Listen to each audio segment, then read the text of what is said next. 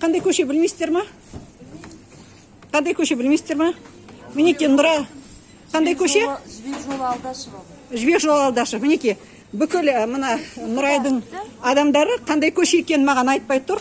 Білмейміз деп отыр. Өйткені мінекей администратор жаңа маған күш қолданған. Айтыр ұзын сөздің қысқасы, мінекей менің телефонымды тартып алды, менің мүлкімді. Мінекей қазір видеокамералар бәрін көреміз, полиция келеді. Қолыма жарақат істеді, айтыр. Қолымды бұрап менің телефонымды тартып алды, күш көрсетті.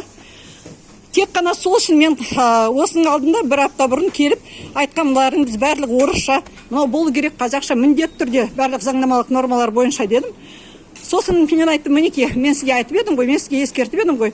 Неге солай, неге барлық орысша болып тұр десе, ол маған күш көрсетіп, менің телефонымды алып қойып, мен полиция деп бәқіріп, әзер телефонымды берді. Мінекей көрдіңіздер, барлығы тек қана Ресей Федерациясының тілінде. Ана жолы мен түсірмей едім, айтқам, мынау болу керек, тек қана осы мемлекеттің тілінде, екінші орында ғана Ресей Федерациясының тілінде деп. Мінекей, неме істеп отыр. Сізге дейді администратор жаңа айтады, сізге басқа ештеңе істеу керек жоқ па?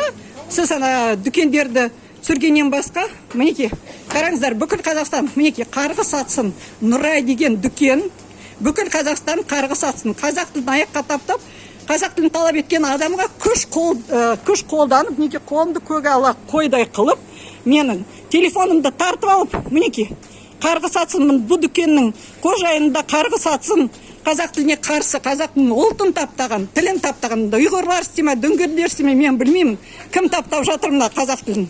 Әлде ұлтсызданған қазақтар ма? Жаңағы қатын маған күш қолданып, қолым әлі мінекей дызылдап тұр, қып-қызыл болып. Мінекей неме болып жатырмыз міне. Шамалғанда, Алматы облысы бұл. Шамалған ауылы, Үшқоңыр деген. Назарбаевтың отаны дейді. Мінекей Назарбаевтың отанында неме болып жатыр.